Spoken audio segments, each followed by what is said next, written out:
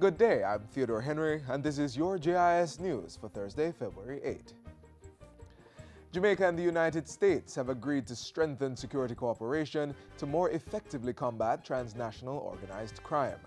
The governments made the commitment Wednesday during a 3-hour visit to the island by United States Secretary of State Rex Tillerson. The sharing and exchange of intelligence is critical to the safety and security of our two countries and the wider region. Jamaica is our closest partner in this region. We appreciate the government of Jamaica has made important progress combating the lotto scams, cooperating closely with U.S. authorities to extradite suspected lotto scammers to the United States and establishing a bilateral lotto scam task force. Commitments have also been given to continue the support of the two countries' security forces, criminal justice systems, as well as anti-corruption and anti-gang programs.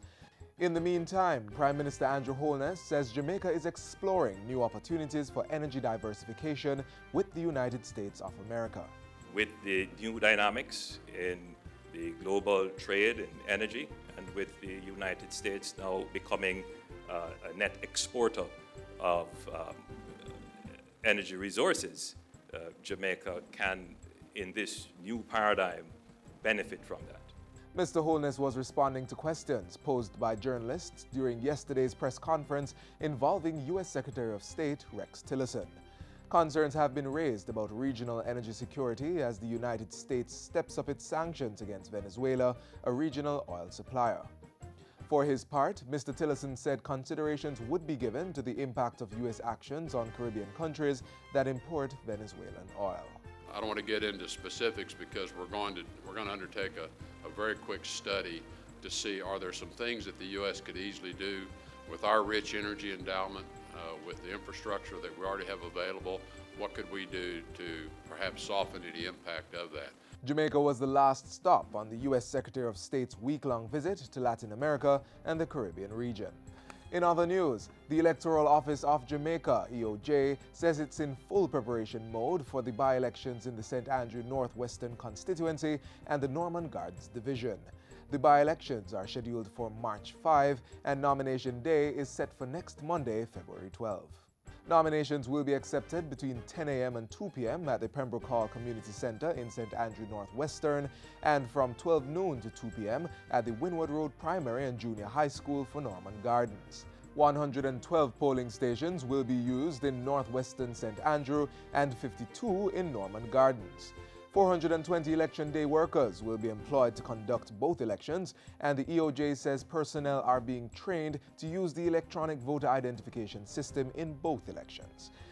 The Electoral Office of Jamaica has submitted a $41 million budget to execute both by-elections. The St. Andrew Northwestern by-election is being held to select a replacement for Member of Parliament Derek Smith, who recently announced his retirement from active politics. Meanwhile, the Norman Gardens Parish Council seat became vacant last year when Angela Brown Burke resigned as councillor to run as Member of Parliament for St. Andrews Southwest. The Water Resources Authority, WRA, has officially launched the introduction of a volume-based fee, VBF, that will be charged to all persons or entities that have a license to abstract and use water in Jamaica. The move is largely in response to increased demand for water resources and the resulting need to protect against overpumping. WRA's Managing Director, Herbert Thomas, says the fee is intended to be both a regulatory and an economic instrument. On the one hand, it will be a catalyst for reducing water demands through increased efficiency and effectiveness in the usage of water allocated to the various abstractors. The VBF will also supplement the budgetary subventions needed to enhance our compliance monitoring and to provide financing support to the capital works of expanding the national hydromet network on rivers and wells. Minister Horace Chang, who launched the water abstraction fee on Wednesday, says the revenue will allow the WRA to continue critical research on managing our water resources.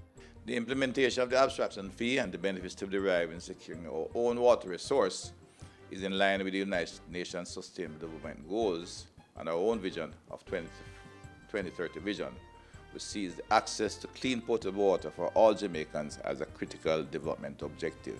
Fees are due on April 1 each year for the duration of the license, though licensees may make arrangements to pay quarterly or half-yearly.